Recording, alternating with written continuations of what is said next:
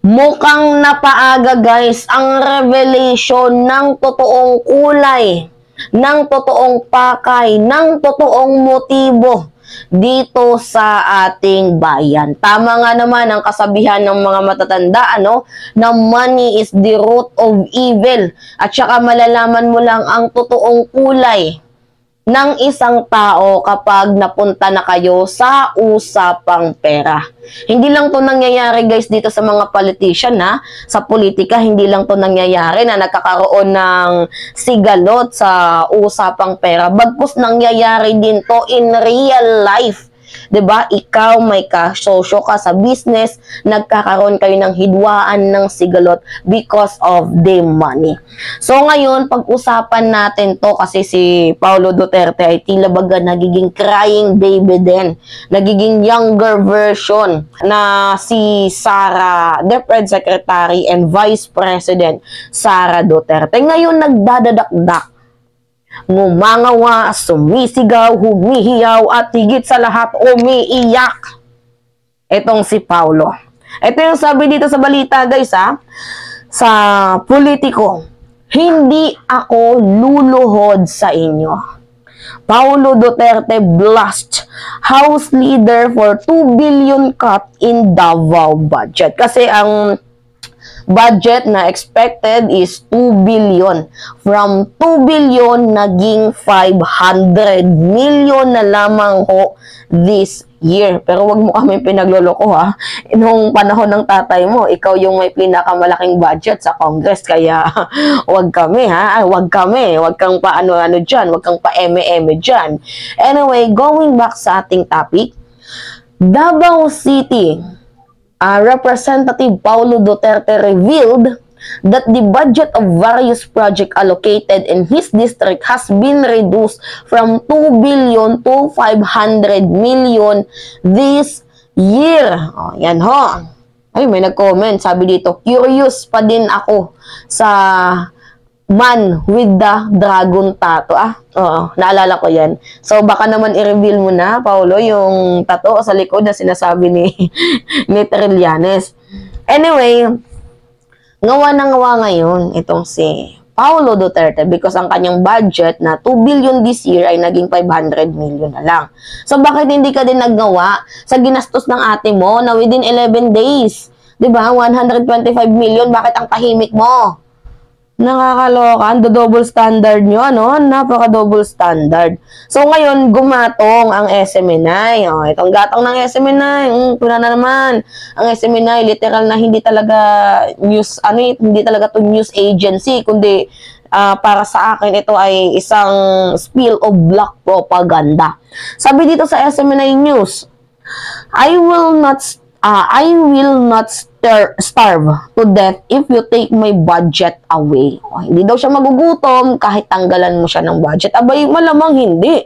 Sa laki ba naman ng kwarta ninyo nung naging presidente yung tatay niyo, diba? Imposible magkagutom-gutom ka pa niyan.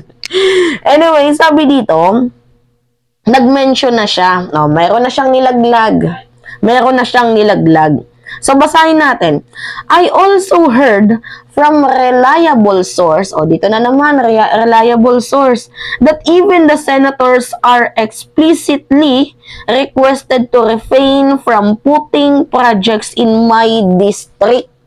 Hindi ako luluhod sa inyo para mabigyan ng proyekto, lalo na at may 30% pang kinuha ng isang peking Panginoon. Yan, peking Panginoon. We all know kung sino yung tinutukoy niya. Diba? So, at the end of this statement, binanggit niya din yung pangalan ni President. Diba? Ni Mr. President. So, sabi dito, kasi guys, kapag peking Panginoon, sorry, ang naalala ko si Kibuloy. Pero ngayon ko lang na-realize na hindi pala si Kibbs yung kanyang tinutukoy kasi si Kibbs ay kapartner pala nila. Doon ko lang na-realize yun. Sabi ko, si Pastor Kibbs kinakalaban niya. Pero na-realize ko na, hindi pala. Iba pala. Si Kibbs pala kakampi nila. Kasi yung peking Panginoon, guys, kapag sorry, yung plema ko. Kapag nakarinig ko yung peking Panginoon, pumapasok sa isip ko si Pastor Kibuloy. Diba? Kasi sabi niya, Ito na naman tayo, appointed the Son of God and the owner of the universe. Kaya, kapag naririnig ko yung word na Son of God, Panginoon, ang naalala ko dito, si Pastor Kibuloy, lalo na kapag mga usapan lang dito sa lupa, sa ibabaw ng mundo, si Pastor Kibuloy talaga yung naalala ko. Kasi sabi niya, self-proclaimed, appointed Son of God. But then anyway, going sa ating topic, to all congressmen, ganging up on us, do not give me that kind of BS because I will not starve to death if you take my budget away. Ang kawawa is yung mga Dabawenyos na bumoto kay PBBM. Yan na. Nag-mention na. Itong si Paulo Duterte. Nag-mention na siya na si Pangulong PBBM. So anyway, sisihan na. Ito na tayo sa sisihan na Nagsisisihan na, lalaglagan na. Kung babasahin natin guys, ang comment ng mga tao dito, sabi dito ni Dear Step, because of Duterte family outburst, Sara, confidential fund not granted, Paulo Duterte, budget slash by 2 million. Conclusion, it's all about money. True. It is all about money. So, what if maglingkod na lang kayo sa taong bayan, no? Oo, kailangan ng budget for the project. Pero, please, di ba? Nakahawak na din naman kayo ng malaking pera, yung panahon ng inyong tatay, kasi ikaw ngayon may pinakamalaking budget, di ba? Sa Congress, nung panahon ng iyong ama, and then itong si VP Inday, naka-receive ng 125 million within 11 days. Pwede ba maglingkod muna kayo? Taong bayan muna, bago pera-pera. Diba? Natatawa din ako, sasabihin mo na hindi ako magugutom kapag tinanggalan niyo ako ng budget. Nasabi na yun ng ate mo. Ano yung sabi ng ate mo? Kaya akong mabuhay kahit walang confidential funds. Pero ano yung nangyari? Umiyak, ngumawa, nakipag-trash talkan, nakipag-away, lahat-lahat ginawa. See? Hindi nyo kailangan, pero bumuboses kayo. Hindi nyo pala kailangan, bakit nyo kailangang i-post?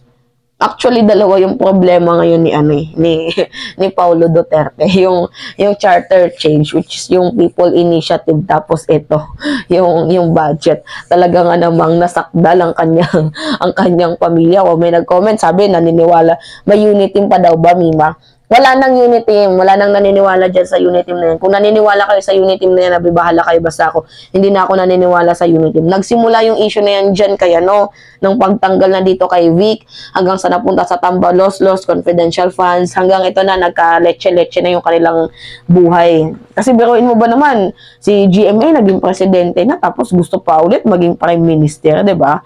Naamoy agad. So wala nang sinasabing unit team na yan. Hindi totoo yung unit team na yan. So anyway, going back sa ating topic, ano yung feelings ng mga spoiled brat na hindi napagbigyan ng kanilang gusto? Sakit, no? Tinatawag niyong weak leader, si Pangulong PBBM, tinatawag niyong spoiled brat, pero yung weak leader na sinasabi niyo, ang hirap-hirap tibagin. See? Dati gusto niyo ng cha-cha, ngayon ayaw niyo na. Ano ba talaga? Huwag naman tayo maglokohan dito. Anyway, yan lamang ho guys, nagngangangawa itong si Paulo Duterte ngayon because, tinanggalan, nag-cut po yung kanyang budget from 2 billion, naging 500 million na lang nga. Pero well, anyway, ano magagawa ng 500 million, Kasi napakaliit na lang yan ng pera na yan sa budget ng Davao. Pero sa kabilang banda, medyo malaki-laki na rin ang naging pera ng Davao simula pa nung termino ni FPRRD. Naging mayor siya hanggang naging congressman, tas VP pa yung kanyang kapatid, di ba? Malaki na din yung naging pondo ng Davao. Ano pa ba yung mga dapat ipaayos dyan? Sabi nila, like Singapore na daw yung Davao, pero nung makita ko, yung mga kalye, lubak-lubak.